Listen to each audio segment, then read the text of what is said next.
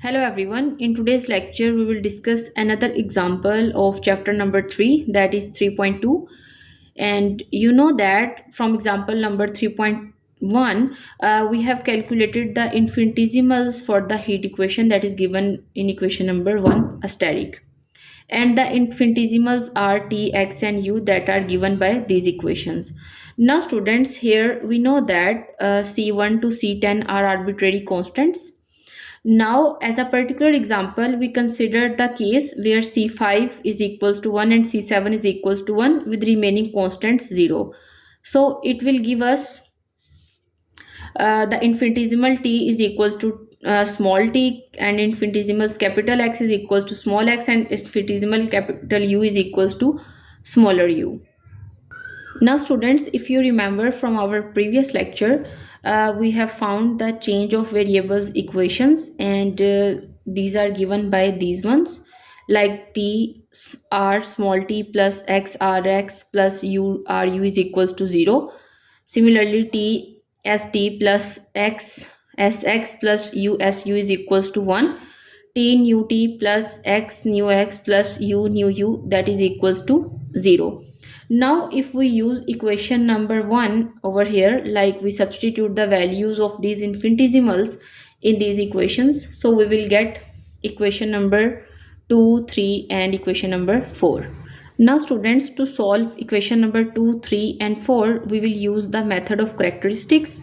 So by this method, equation number 2 can be written as this one: dt by t, dx by x, du by this u, and dr by 0, because here we have 0 on the right hand side. Now this will imply dr is equals to 0, so r is equals to capital R. This is some constant, because you know that if we take a differential of a constant, then it is equals to 0. Now we will take first two, like dt by t is equals to dx by x, and we will integrate on both sides. Now the integration on left hand side will become natural log of t plus some constant, so we will write ln c1, and that is equals to ln x. We can also write it as this one by using the properties of natural logarithm, and if we take exponential on both sides, we can write it as tc1 is equals to x, and if we want to find the value of c1, that is equals to x by t.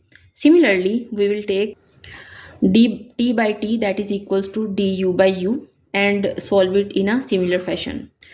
So it can be written as this one. If we integrate on both sides, we will write c2 is equals to u by t. Now the solution can be written as r is equals to capital R of c1 c2. So if we substitute the value of c1 and c2, we will get equation number 5. Now students, similarly we will solve equation number 3 and equation number 4. So equation number 3 will implies that characteristic equation is given by this one. Now students, if we take these first two, so we can write it as dt by t is equals to dx by x, and integrating on both sides, we will get c3 is equals to x by t. Similarly, if we take this one and this one, then we will write dt by t is equals to du by u, and integrating on both sides, we will get c4 is equals to u by t. Now students, we will take ds with dt by t, and we can write it as this one. And further simplification, we will let that capital S is equals to capital S of C3 and C4.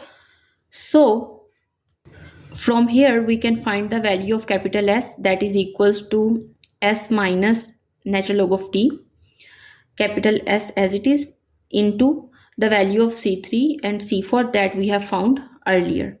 And after further simplification, we will get the value of small s, that is equals to this one, given by equation number 6. Similarly, we will solve equation number 4, write its characteristic equation, and then solve the corresponding equations. We will get nu is equals to some constant v. Also c5 and c6 can be found as this one, so we can write nu as nu is equals to capital V of c5 and c6, and after substituting these values, we can get equation number 7, where r, s and t are arbitrary functions of their arguments. Now students, if we choose small r is equals to x by t, small s is equals to ln t, nu is equals to u by t, and t is equals to e to the power small s, then we can write nu is equals to u by t. So u can be written as u is equals to nu t, and if we take the partial derivative of u with respect to t, then we will get this one. Here we have applied the product rule. The derivative of first function with respect to t, that is partial nu by partial t, and the second function as it is, plus first as it is and the derivative of second function, and that is with respect to t, so we have written over here 1.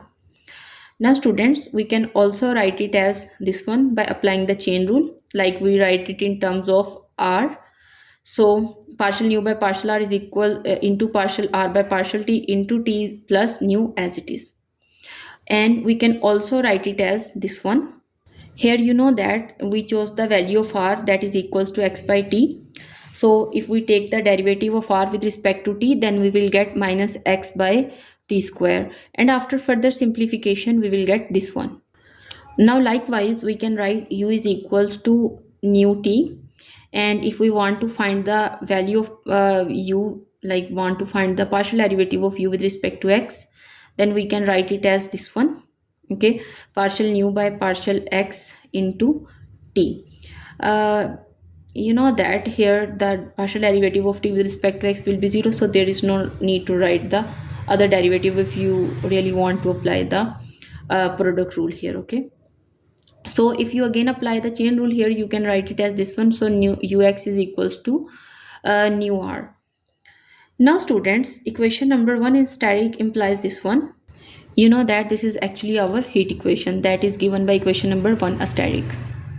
Now students, you understand why we calculated the value of ut and ux, because we want to substitute it in the value of the given heat equation. So one the static will imply this one, and after simplification we will get equation number 8. Now this is a Claret's equation whose general form is given by this one, means y is equals to x5 prime plus fy prime, and its general solution is given by this one, like y of x is equals to cx plus f of c, and if we substitute its values, then we will get this one. Now if we want to find the value of c, then it will be equal to nu r. So c prime will be equal to partial nu by partial r, and c double prime is equals to partial 2 nu by partial r2, and c square is equals to nu r2, and that is equals to f of c prime. So nu will become equal to cr plus c2, and it implies that u by t is equals to x by t into c plus c square, where c is an arbitrary constant. Now students, we will verify it as u is equals to xc plus c square into t. Okay, means we are simply multiplying this equation on both sides by t. So we will get ut is equals to c square and ux is equal to c, and if we substitute these two values in the heat equation, then it is satisfied. So that's why our solution is the correct one, because our original partial differential equation is satisfied. So our solution satisfied the given PDE, and this is what we want to find. Student, this is all about this lecture. I hope you understand it. Thank you very much. If you have any comment or question, you can ask me in the comment box. Thank you so much.